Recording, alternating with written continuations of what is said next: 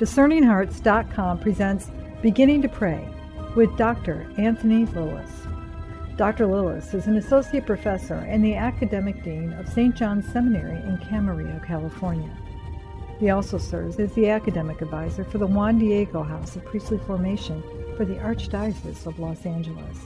Through the years, clergy, seminarians, religious, and lay faithful have benefited from his lectures and retreat conferences on the Carmelite Doctors of the Church and the writings of St. Elisabeth of the Trinity. He is also the author of Hidden Mountain, Secret Garden, a theological contemplation of prayer. In this series of conversations with Dr. Lilles, we discuss the writings of St. Teresa of Avila, whose spiritual classic, The Way of Perfection, is the source of our current reflection. Beginning to Pray with Dr. Anthony Lilles. I'm your host, Chris McGregor. I think sometimes we fall into traps where I'm moving in levels. I've just like walking up the steps of a ladder or a staircase, and I've moved from recollection. I'm now in the prayer of quiet, and I'm not going to go back. But it's not quite like that, is it? I mean, even as she describes it. No, that's the idea of it being a spark, is you have this prayer for a moment, and then you go back to your prayer of recollection. And then, slowly or gradually, the prayer of quiet might come more frequently in your life and might last with you a little bit longer. And when it does, it produces more and more good things. This kind of prayer is a gift. You can't force God to do it, and you can't just will yourself into it. What you can do is be ready for it, to welcome it, to receive it, to thank God for it when you are given it. This is a gift, like every good gift. The how you treat this gift is how you treat the giver. So if you're selfishly grasping for it, you're not really treating the giver very well. You need to wait till the giver wants to give it to you, or to slough it off and not appreciate what God has done.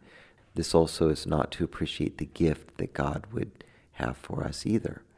It's that gracious welcoming of this gift, this readiness to respond to what God wants to do in our hearts, that expresses the gratitude, the hospitality, if you will, that this prayer needs if it's to be fruitful in our lives, if we are to grow in it more. So what you're saying is right. It's not that you'll never go back to the prayer of recollection or vocal prayer. In fact, this whole book, The Way of Perfection, is about teaching vocal prayer. And what she's saying is that there's a relationship between the most humble vocal petition, those petitions given us in the Our Father, and the most lofty kind of mystical union with God. That these aren't two opposed things. You never really have to abandon one to find the other. One leads into the other. And so while you're experiencing the other, you might not finish the Our Father because you got caught up in prayer. Surrender to that grace, it's beautiful. But then as the spark kind of seems to disappear because it's already done the good fruit it's supposed to do, and you recall where you are in the Our Father, just pick up where you left off and continue in the prayer. And if God wants to give you another spark, He will. And if He doesn't, it's up to Him. He's sovereign. Our job is to simply receive the gift when He gives it and to appreciate the gift as it's poured out in our hearts.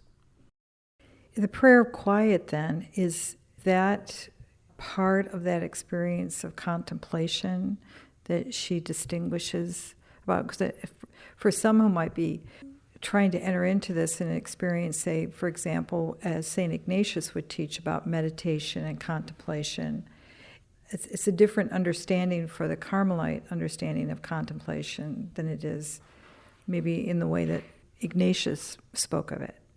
Well, Ignatian contemplation involves spiritual exercises and really is about the sanctification of the imagination. Very, very important effort.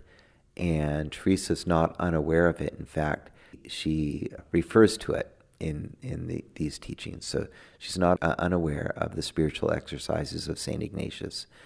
But when she speaks of the prayer of quiet, she is speaking of something not so much that we do where The Ignatian exercises, for example, are a method of prayer we call interior composition of place. And that is where you use your imagination to put yourself in a scripture passage. And so you hear Jesus' voice with your ears, and you feel with your sense of touch the wetness or the dryness of the occasion, and what smells are there. And so in plunging your whole imagination into this biblical scene, you are making yourself present to the Lord. There are gifts of grace that are given as you invest yourself this way, as you explore the things you feel while you're in the presence of Jesus, as you explore what you believe Jesus may be feeling as he encounters you, what Jesus sees with his resurrected eyes when he looks out on people, what people see when they yearn for him to touch them. This plunge of the imagination, allowing it to be baptized in divine revelation, is a powerful form of prayer, and it leads to this prayer of recollection that Teresa is talking about.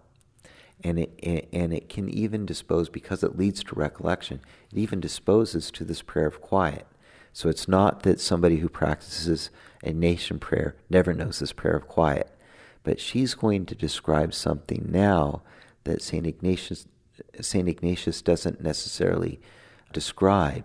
It's not that he doesn't believe it doesn't exist. The whole purpose of the Ignatian exercises in a certain way is to help lead souls into this prayer of quiet, into this contemplative prayer. And in fact, in the very beginning of the exercises, he says that the exercises that he proposes are just some of the many exercises that a soul might engage in while they're on retreat. And they're only being offered, he's only offering them insofar as it helps lead the soul into a deeper encounter with God. The prayer of quiet is the beginning of this deeper encounter. And so there's a way in which the descriptions and the rules of discernment that St. Ignatius offers leads to the descriptions that Teresa picks up on here. And so one leads into the other. So those who've invested themselves deeply in the Ignatian exercises probably have had all the experiences that St. Teresa of Avila is describing. It's just in her charism, she's going to put the emphasis more on this encounter with the Lord that our spiritual exercises dispose us to, and what happens to a soul as it invests in this. She's going to look at that more and more, especially starting here around chapter 30, 31 to the end of her book, these last 12 chapters.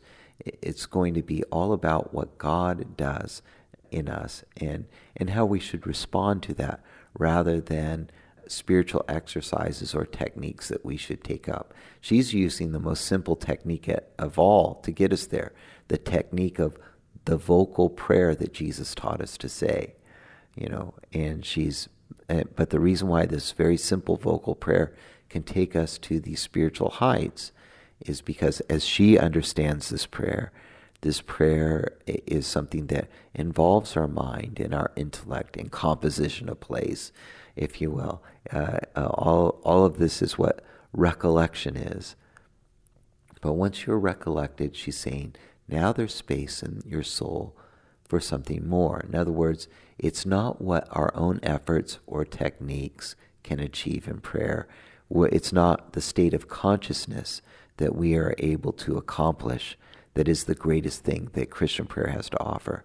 It's this other contemplative prayer, this prayer where God is working, where God is doing something that is the most powerful and most beautiful thing that God wants to accomplish. So what is occurring in chapter 30 that it helps us to transition into that moment? In these chapters, she's beginning to think, her contemplation has gone from Our Father who art in heaven, hallowed be thy name, thy kingdom come, thy will be done on earth as it is in heaven. And now she's starting to reflect on these words, thy will be done on earth as it is in heaven. The prayer of quiet comes at the will of God. There's our will and then there's God's will. God's will be done in us when and how it wants. And so there's nothing we can do to accomplish this prayer of quiet. We can dispose ourselves to it, but it's up to God to do when he wants to do it, how he wants to do it, the way he wants to do it. It's up to him completely. So this kind of prayer then, we can't accomplish it by our own industry or cleverness or perseverance. But what we can do is be surrendered to it. We can be ready to welcome it. And so she offers some descriptions of it so that you can recognize what it is. One of the descriptions she offers is the description of Simeon recognizing Jesus in the temple. An excerpt from chapter 31 of The Way of Perfection by St. Teresa of Avila.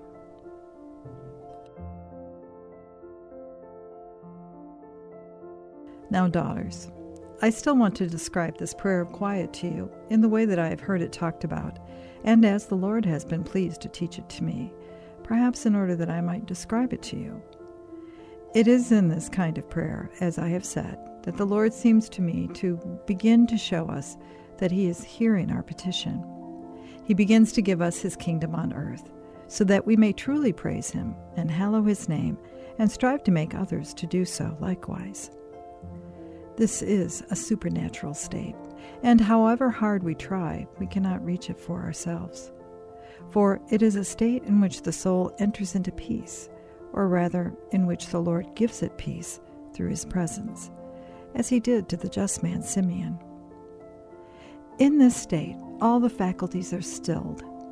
The soul, in a way which has nothing to do with the outward senses, realizes that it is now very close to its God, and that, if it were but a little closer, it would become one with him through union.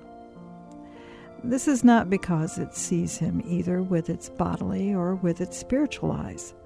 The just man Simeon saw no more than the glorious infant, a poor little child, who, to judge from the swaddling clothes in which it was wrapped, and from the small number of the people whom he had as a retinue to take him up to the temple, might well have been the son of these poor people, rather than the son of his heavenly Father. But the child himself revealed to him who he was. Just so, though less clearly, does the soul know who he is. It cannot understand how it knows him, yet it sees that it is in the kingdom, or at least is near to the king who will give it the kingdom. And it feels such reverence that it dares to ask nothing. It is, as it were, in a swoon, both inwardly and outwardly, so that the outward man, let me call it the body, and then you will understand me better, does not wish to move, but rests, like one who has almost reached the end of his journey, so that it may the better start again upon its way, with redoubled strength for its task. The body experiences the greatest delight, and the soul is conscious of a deep satisfaction. So glad is it to merely find itself near the fountain that, even before it has begun to drink, it has had its fill. There seems nothing left for it to desire. The faculties are stilled, and have no wish to move, for any movement they may make appears to hinder the soul from loving God. They are not completely lost, however, since, two of them being free, they realize in whose presence they are. It is the will that is in captivity now, and if while this state is capable of experiencing any pain, the pain comes when it realizes that it will have to resume its liberty. The mind tries to occupy itself with only one thing, and the memory has no desire to busy itself with more. They both see that this is the one thing needful, and that anything else will unsettle them.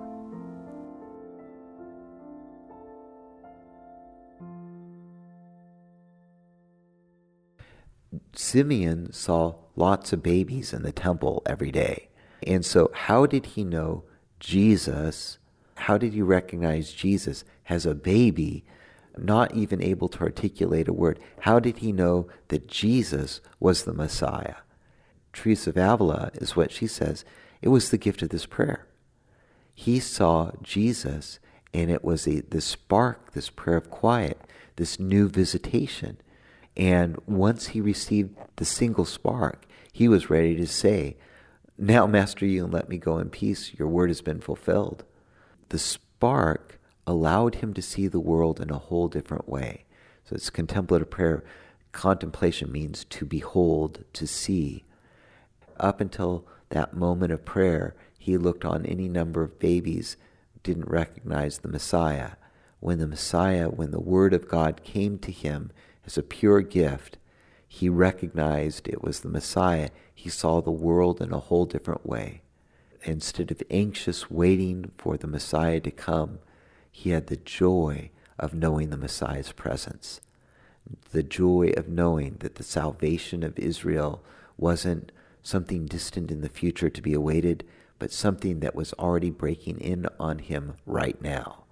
The joy of knowing that even the Gentiles who didn't even know God would now have hope, a light to enlighten the nations. He recognized all of this not because physiologically and biologically there was something that set Jesus apart. It was because of a movement of prayer deep in his heart. The recollection that he had practiced all his life prepared him to recognize the Messiah when the Messiah came to him. This is a little bit what happens then in the prayer of quiet. It's not that Jesus hasn't been present to us before. He's been fully present to us. But by this little spark, all of a sudden we can see Jesus in a way that we couldn't see him before. We can recognize him in a way that he was present to us, he recognized us, but we didn't recognize him. And now we can recognize him. And in recognizing him, everything changes. This recognition of him deeply validates who we are before the Father. She says he comes to us as an ambassador so that we might know the will of the Father, because our will is so different than his. And so we need to begin to learn the Father's will. And one moment of this prayer kind of opens our eyes to the will of the Father in our lives, and not only opens our eyes to it, but makes it attractive to us. Up until now, the will of the Father is oftentimes appreciated as something that is an obligation. I'm fasting on Friday because I'm a good Catholic and I'm supposed to do this. I'm going to Mass on Sunday because I'm a good Catholic, I'm supposed to do this. I'm going to confession because I'm a good Catholic and I'm supposed to do this. Well, you're right. This is our obligation of our faith. Religion, the word religio, means to bind oneself. We are binding ourselves to God by these commitments, and these commitments surely are God's will for us. But that's not all of God's will, and God's will isn't exhausted by the obligation. The Father's will for us involves a plan of love and wisdom and goodness.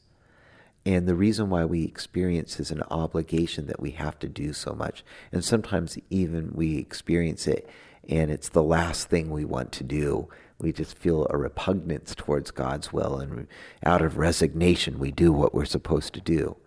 Well, that's a good starting point, but that's not yet the full Christian life. That's not the perfection of charity within us. That's not friendship love of God. To have friendship love of God is to see the beauty of what he desires, the splendor of it, and to let that wash over our souls and change the way we think about reality. Repentare, means to think again, to see in a whole new way, to see the world through the resurrected eyes of Jesus. And when Jesus looks on the world through the through his resurrected eyes, he sees the will of the Father being accomplished and the glory of that breaking forth in the world. As Elisabeth of the Trinity says, she says, eternity is time, time is eternity, begun and still in progress. In other words, as time unfolds, the progress of eternity is being revealed in us and breaking forth around us. And it's beautiful. Before contemplative prayer, we're kind of blind to it. We might mentally assent to the possibility. We might even desire to see this with our hearts. But one moment of contemplative prayer, all of a sudden the will of the Father that seemed kind of remote to us, that seemed like an extrinsic imposition on our being, something inconvenient, all of a sudden, with one moment of contemplative prayer, what seemed extrinsic all of a sudden becomes intrinsic. It becomes the desire of our hearts, the fountain, the deep dug well in the center of our being, and we find ourselves unable to desire anything else. In this prayer, Jesus is the ambassador who shows us the beauty of the will of the Father. And once we see that well, once we allow Jesus, the ambassador, his word to reveal the truth of it into our existence, we can never live the same way again. We'll return to Beginning to Pray with Dr. Anthony Lilles in just a moment.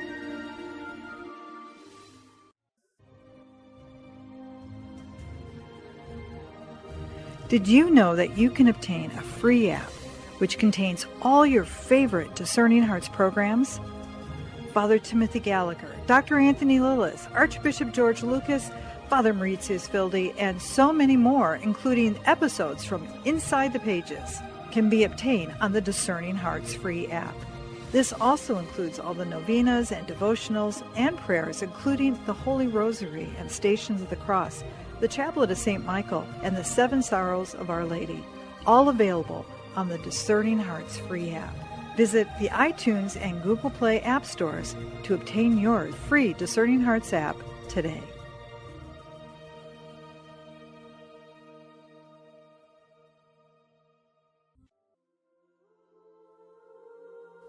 The Memorare. Remember, O most gracious Virgin Mary, that never was it known that anyone who fled to thy protection, implored thy help, or sought thine intercession was left unaided. Inspired by this confidence, I fly to thee, O Virgin of Virgins, my Mother. To thee do I come, before thee I stand, sinful and sorrowful. O Mother of the Word incarnate, despise not my petitions, but in thy mercy hear and answer me. Amen.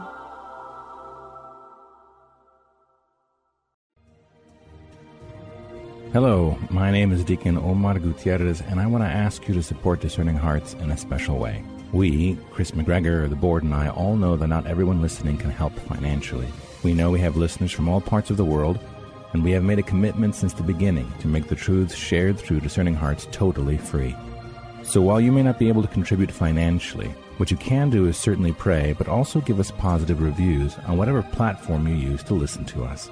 If it's iTunes, Android, Stitcher, Spotify, however it is that you get these podcasts, or if you're on YouTube and you like our videos, please give us a good rating and write a review. The more good ratings and reviews we get, the higher our profile, and the more listeners will discover us, listeners who may have the means to contribute in the future.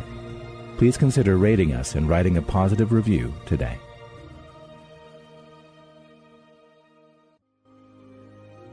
We now return to Beginning to Pray with Dr. Anthony Lilles.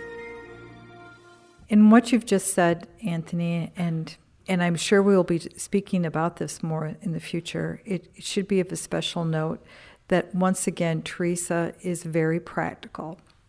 And she will help us to be aware of those opportunities that we can take to foster that availability. And one of those that she puts a lot of emphasis on, I think it's over, she mentions it over maybe 3 or 4 chapters, the importance of the Eucharist and having that time to be able to receive and to rest. Would you say that's an important thing for us to be aware of? Yes. After she talks about your will be done on earth as it is in heaven, she begins commentary on give us this day our daily bread. And this kind of prayer, this contemplative prayer that God wants to begin in us, it's impossible to nurture it or for it to reach maturity if we don't feed it. And the Eucharist, this daily bread, Jesus, the bread of life, is what feeds this kind of prayer in us.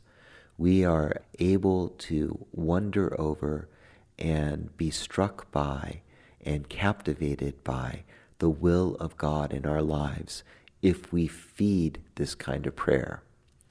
And this kind of prayer can feed us. She doesn't say this exactly, but this is from John Paul II. This kind of prayer can feed us in three ways. It feeds us because the Eucharist is a sacrifice. And so when we go to Mass and we offer that sacrifice is transforming in our lives and transforming in the world, because in that sacrifice, the Father's will is manifest and being accomplished. And so that's something that feeds this kind of prayer, because the reality of what this prayer sees is the reality that is realized every time we go to Mass. All our heartbreaks and disappointments and deepest desires are placed on the altar, and through the ministry of the priest, joined to the sacrifice of Jesus on the cross, and the world is transformed in that. Doesn't get better than that. It's also true, too, though, that this sacrament is a sacrament of communion, meaning when at Mass we receive Holy Communion, it strengthens this kind of prayer. It actually provides food for this prayer, because just as this prayer is a deeper communion with the will of the Father, every time we receive communion, it's what we're receiving is Jesus's total surrender to the Father. We're eating on that. We're feeding on that. That's nourishing us when we go to communion. So it strengthens this kind of prayer. It makes this prayer stronger. It gives this prayer the nourishment it needs so that what it has begun in us can reach maturity. There's a final dimension of this prayer, and probably the most fitting part of this prayer that St. Teresa is talking about, and that is this Eucharistic bread of Jesus that feeds us, that is our sacrifice, is also his presence in the world. An excerpt from chapter 34 of The Way of Perfection by St. Teresa of Avila.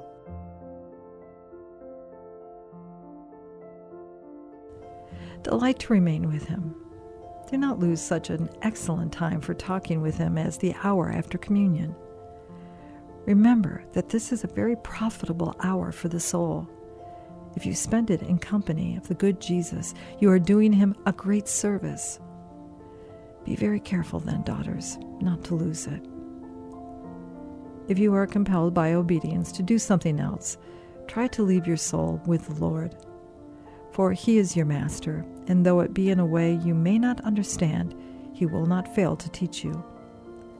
But if you take your thoughts elsewhere and pay no more attention to him than if you had not received him, and care nothing for his being within you, how can he make himself known to you? You must complain, not of him, but of yourself.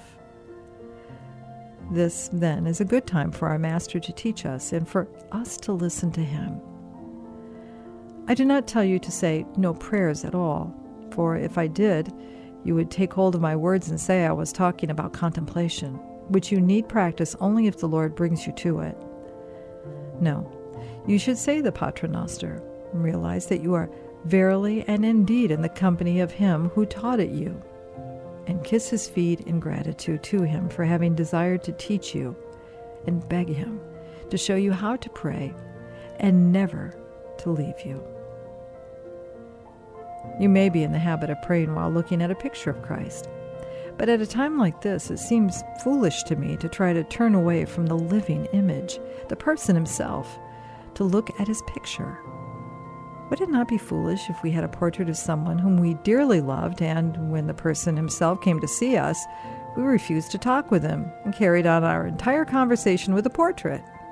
Do you know when I find the use of a picture an excellent thing, and take great pleasure in it?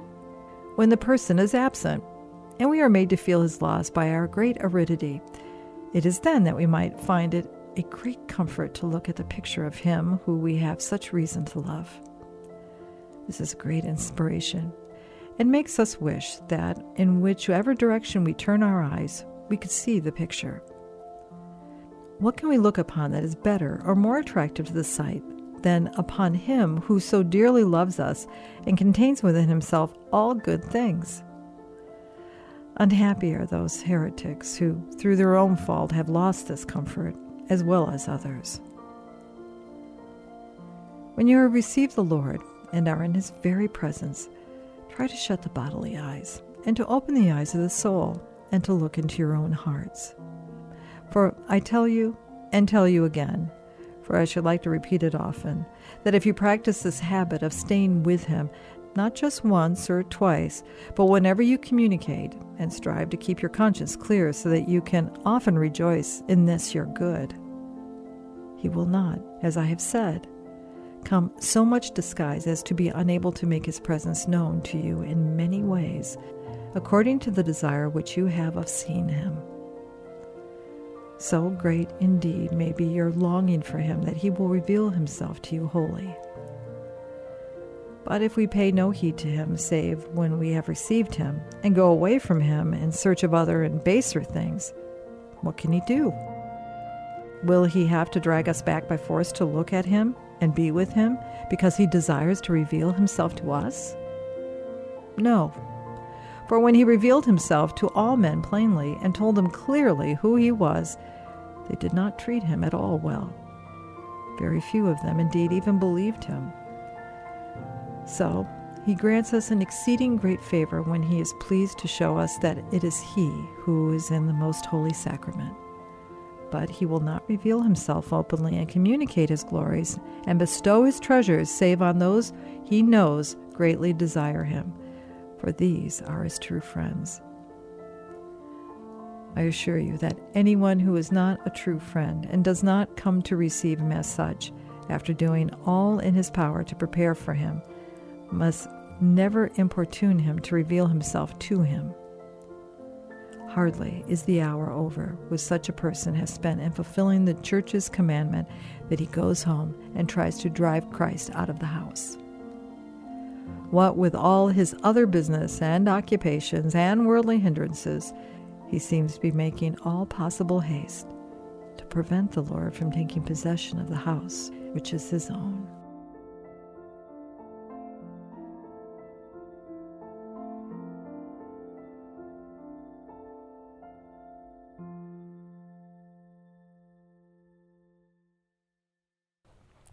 And so the real presence of Jesus, his body and blood, soul and divinity in the sacrament, present to us, personally present to us, evokes a response to us, the response of adoration. To adore means to kiss.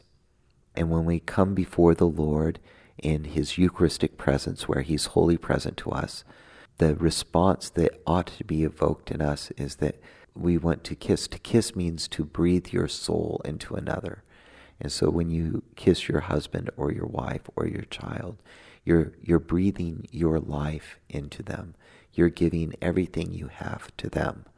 And when we see the presence of Jesus, which is a present completely given to us, a presence that is kissed into our existence, the only proper response is to adore, to exchange the kiss, to give a kiss back, to give our whole life to him.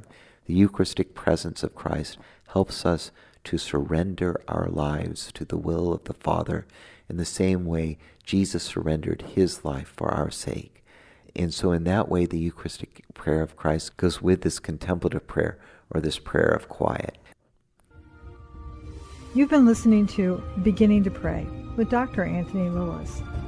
To hear and or to download this conversation, along with many others, go to discerninghearts.com. This has been a production of Discerning Hearts. I'm your host, Chris McGregor.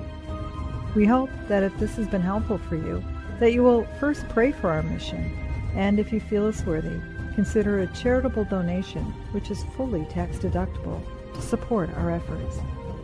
Most of all, we pray that you will tell a friend about discerninghearts.com and join us next time for Beginning to Pray with Dr. Anthony Lilles.